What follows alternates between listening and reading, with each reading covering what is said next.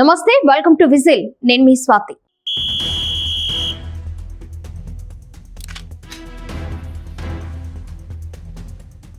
ఓట్ల చోరీ విషయంలో ప్రధాని మోదీ, కేంద్ర హోంమంత్రి అమిత్ షాలు దేశంలో ఏ ప్రాంతానికి వెళ్లినా చివరకు దొరికిపోతారని కాంగ్రెస్ ఎంపీ, లోక్సభ ప్రతిపక్ష నేత రాహుల్ గాంధీ అన్నారు.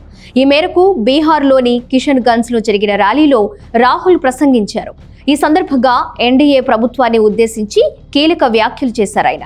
బీజేపీ, ఆర్ఎస్ఎస్లు దేశాన్ని విభజించేందుకు యత్నిస్తున్నాయని, కానీ ఇండియా కూటమి మాత్రం దేశాన్ని ఐక్యంగా ఉంచేందుకు కృషి చేస్తోందని ఆరోపించారు. ఓట్ల చోరీ గురించి ప్రస్తావిస్తూ మహారాష్ట్ర, హర్యానా, కర్ణాటకల్లో ఓట్ల చోరీపై ఆధారాలు చూపించామని రాహుల్ గాంధీ తెలిపారు. కానీ ప్రధాని మోదీ, కేంద్ర మంత్రి అమిత్ షా, ఎన్నికల కమిషనర్ జ్ఞానేష్ కుమార్లు ఆ విషయంపై స్పందించలేదని పేర్కొన్నారు.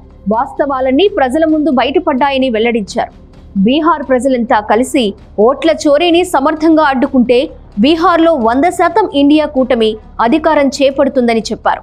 అందుకోసం రైతులు, కార్మికులు, యువత అంతా కలిసికట్టుగా ముందుకు రావాలని కోరారు. తమ ప్రభుత్వం అధికారంలోకి వస్తే రాష్ట్రంలో విద్యారంగాన్ని బలోపేతం చేస్తామని రాహుల్ హామీ ఇచ్చారు. దేశంలో ప్రధాని మోదీ, బీహార్ ముఖ్యమంత్రి నితీష్ కుమార్ ఉపాధిని నాశనం చేశారని మండిపడ్డారు. యువతకు ఉద్యోగ అవకాశాలు కల్పించడం లేదని ఆరోపించారు ఆయన.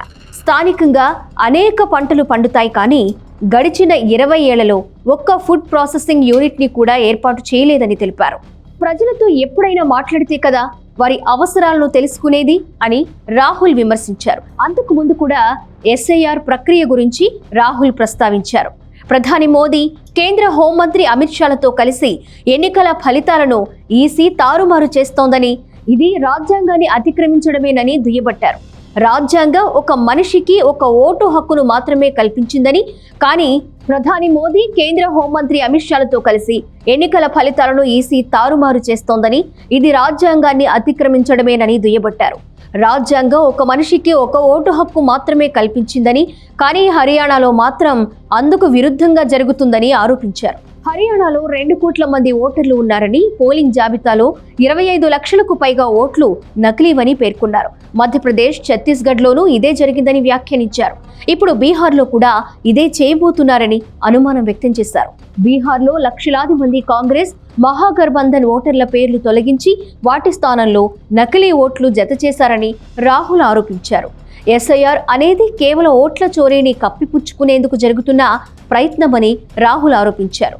తమ వద్ద వివరణాత్మక సమాచారం ఉందన్న రాహుల్ తగిన సమయానికి మిగతా ఆధారాలను కూడా బయటపెడతానని చెప్పారు.